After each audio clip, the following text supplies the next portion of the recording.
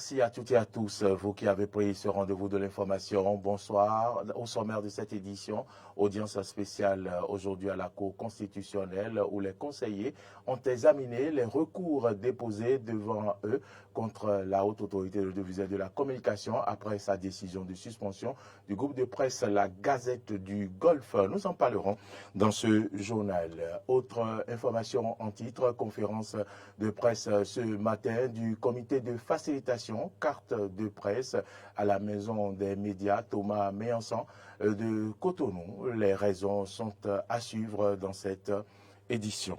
Et puis, hors de nos frontières, la Libye fait face à une situation humanitaire désastreuse. Vous en saurez davantage dans ce journal. Voilà pour le sommaire.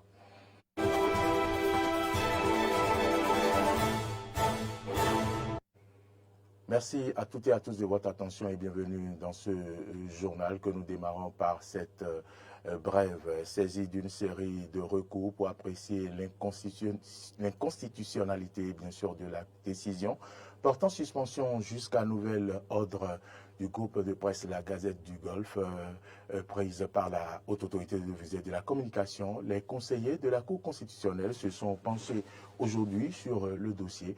À l'issue de l'audience publique, les 7 conseillers de la Cour constitutionnelle ont accordé à l'organe de régulation des médias au Bénin un délai pour déposer ses observations. Ainsi, la Haute Autorité de l'Audiovisuel et de la Communication, bien sûr, dispose d'un délai allant du 29 août 2023 au 5 septembre pour faire ses observations. Les requérants disposent quant à eux du 30 août au 5 septembre pour déposer leur contre-observation. La HAC a été représentée à l'audience d'aujourd'hui par son conseil juridique. Pour rappel, la Haute Autorité de l'Audiovisuel de la Communication a pris une mesure contre le groupe de presse La Gazette du Golfe accusé de faire l'apologie de coup d'État. La décision a été prise après un communiqué de l'organe de régulation invitant les médias au professionnalisme dans le traitement de l'actualité relative au coup d'État intervenu au Niger. Et puis le comité de facilitation carte de presse a donné de la voix ce matin à la maison des médias Thomas Méançon à Cotonou. Objectif, lancer une campagne itinérante de sensibilisation sur les avantages liés à la détention de la carte de presse en République du Bénin afin de mobiliser les professionnels des médias pour obtenir la mise en application de ces avantages. Élément de réponse avec ici, dans cet élément que nous propose Clément Sonko. Nous avons estimé qu'il est grand temps que la carte de presse cesse d'être une pacotille dans les portefeuilles des professionnels des médias, mais qu'elle soit utile pour le détenteur sous tous les aspects qui figurent dans les différents tests qui l'encadrent. Telle est la nouvelle mission que s'est assignée le comité de facilitation carte de presse après sa lutte pour la délivrance de la carte de presse aux professionnels des médias. Cette mission consiste à attirer l'attention de la Haute Autorité de l'Audiovisuel et de la Communication HAC sur la nécessité de mettre en œuvre les dispositions réglementaires qui fixent les conditions de jouissance des avantages liés à la détention de la carte de presse au Bénin. Notre objectif est de susciter un réveil collectif de tous les professionnels des médias sur l'intérêt que revêt la carte de presse dans le cadre de l'exercice de notre métier, afin qu'ensemble nous puissions travailler à faire exécuter enfin les mesures subséquentes au bénéfice des acteurs. Le comité de facilitation s'engage devant vous à compter de ce jour, jeudi 24 août 2023, à travailler pour faire bouger les lignes dans le cadre de la mise en œuvre des mesures portant sur les avantages liés à la carte de presse, pour rester conforme aux lois et règlements et valoriser la carte de presse dans toutes ses dimensions. Au nom des professionnels des médias, le conférencier a témoigné au chef de l'État toute sa gratitude pour sa volonté d'opérer des réformes au sein de la presse béninoise. Dans cette mouvance de réclamation, nous voulons saluer la volonté politique manifeste du chef de l'État, matérialisée par des réformes structurelles du secteur des médias dans notre pays. Nous voulons attirer l'attention des autorités sur la nécessité de conserver, de renforcer et de consolider les acquis sociaux des acteurs des médias dans le cadre des réformes afin qu'elles visent le mieux-être du professionnel des médias en situation de travail. Présents à la conférence, les représentants du Conseil national, du patronat de la presse et de l'audiovisuel, CNPA, de la plateforme des promoteurs et acteurs pour le développement des médias au Bénin, Padem-Bénin, et de l'Observatoire de la déontologie et de l'éthique dans les médias, ODEM, ont félicité et encouragé le comité pour sa lutte afin de faire renaître une nouvelle image du journaliste béninois. Selon le calendrier scolaire 2023-2024 au Bénin, la rentrée scolaire prochaine est fixée au lundi 18 septembre 2023. Mais cela nécessite des dispositions particulières dont la confection et l'obtention à temps des tenues scolaires. Nous avons parcouru quelques ateliers de couture pour nous assurer de l'ambiance à quelques semaines de la dite rentrée.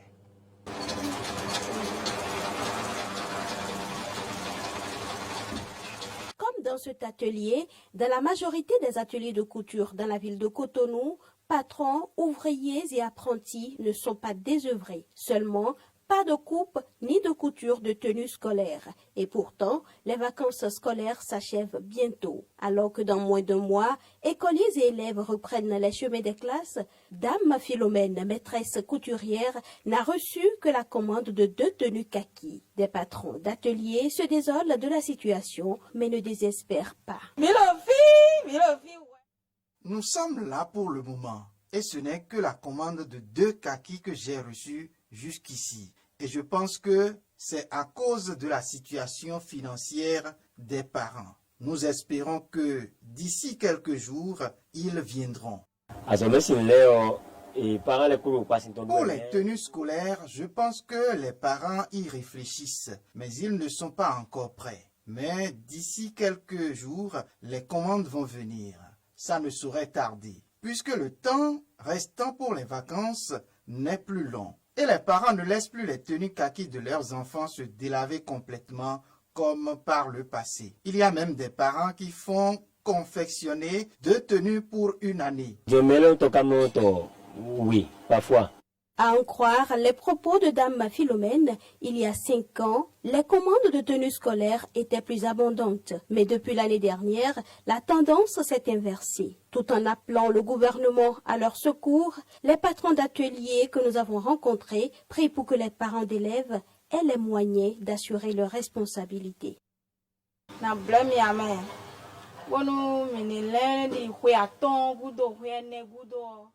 Sans vous mentir, il y a 5 ans, on ne se plaignait pas autant. Il y avait des commandes en début de vacances. Pour les cours de vacances, certains passaient encore quelques commandes. Et juste après, ce sont les commandes de la rentrée. Nous nous plaignions que l'année dernière, c'était la catastrophe. Mais cette année, c'est encore pire. C'est pourquoi nous demandons au gouvernement de nous venir en aide, nous les artisans.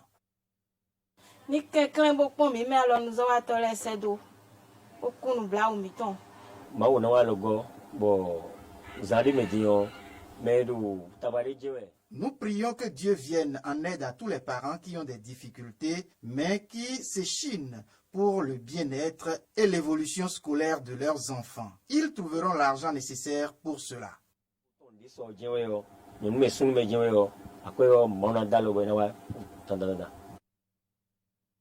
En dehors de la confection des tenues scolaires, les parents d'élèves doivent faire face à d'autres charges telles que l'achat des fournitures scolaires, le paiement des frais d'inscription ou de réinscription et même de la première tranche de la scolarité dans certaines écoles.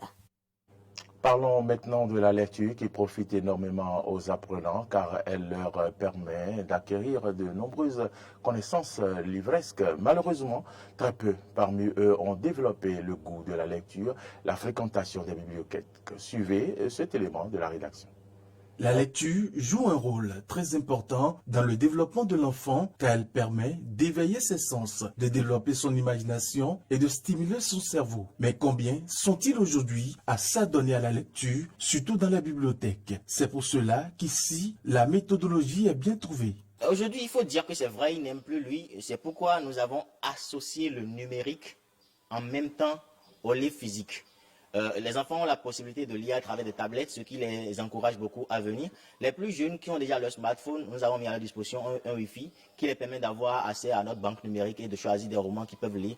Donc, parce que justement, aujourd'hui, on est beaucoup plus tourné vers tout ce qui est numérique. Nous avons associé à notre bibliothèque un espace virtuel qui permet aux enfants de continuer toujours de lire sans pour autant se sentir stressé ou bien se sentir forcé.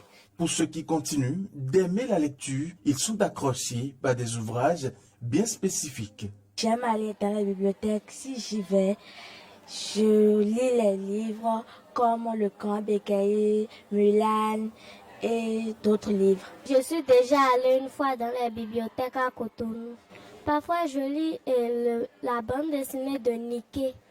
J'ai l'habitude d'aller dans la bibliothèque. Je lis dans les livres Pourquoi le bouc sont mauvais. Je lis aussi La secrétaire particulière, des livres d'école. La lecture agrandit l'âme, dira Voltaire. D'autres avantages sont bien liés à la lecture. C'est fondamental. On ne peut pas se cultiver sans lire. Les avantages de la lecture, ça permet d'abord de densifier sa culture personnelle. Ça permet également d'améliorer, n'est-ce pas, son niveau d'expression, son niveau de langue.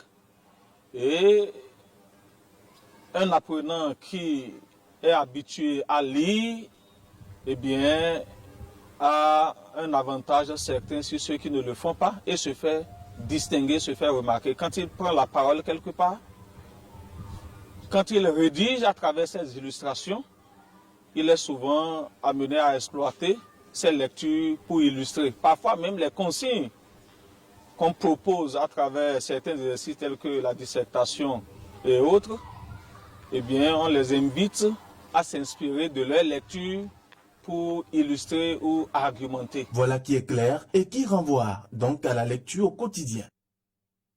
Faisons à présent une incursion dans la cité dortoir de Zogbadje, située dans la commune d'Abomey-Calavi et qui fait corps du côté est avec l'université d'Abomey-Calavi. Ce quartier fait la fierté de ses habitants qui nous parlent dans ce reportage de Carlo François Mbéléreto des motifs de leur quiétude.